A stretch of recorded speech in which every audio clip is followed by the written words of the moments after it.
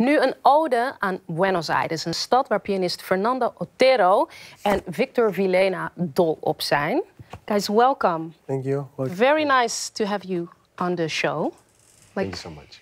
Argentinian stars. And you're currently touring in the Netherlands for the first time, I think the first time together as a duo in the Netherlands, right? Yeah.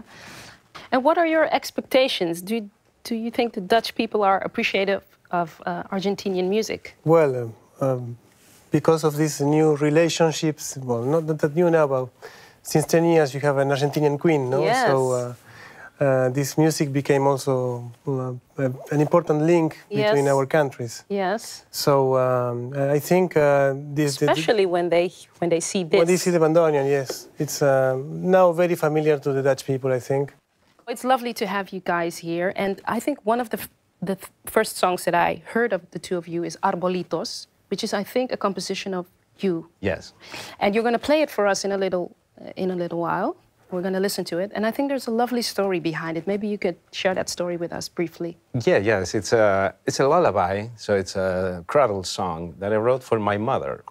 Which usually happens. You wrote a... Yeah. Yeah, it's usually the opposite, but it came to be that way because when I was very little, already 7, I was already a night person. And then my mother would come to me and said, okay, it's time to go to bed. It's already 9, so go to bed.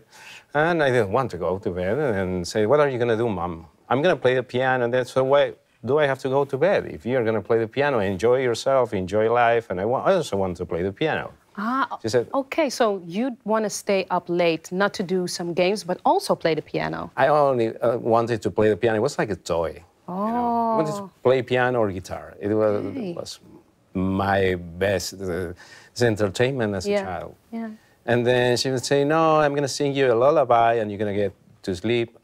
That's very easy for you, I would say, you know, because you enjoy yourself again, you sing, and then I have to sleep. I want to stay awakened.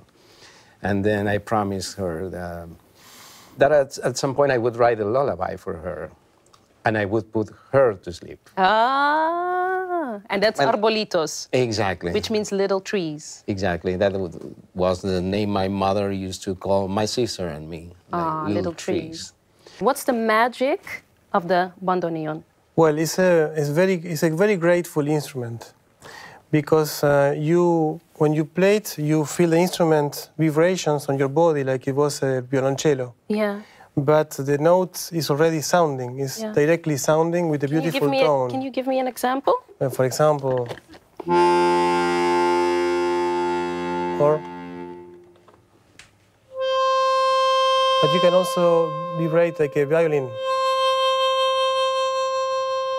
Yeah. So it's an instrument that immediately you have this physical sensation. Yes. And it's very difficult to get over it. Actually, it's fascinating. Yeah, How would you describe what you are making now? Because people call it like the new, sort of new tango. How would you describe the combination of what you make? For me, this is music. I mean, it's music from Argentina. That's the best answer. Yes. I mean, of course, when you see a bandoneon, automatically people think tango because they associate it with tango.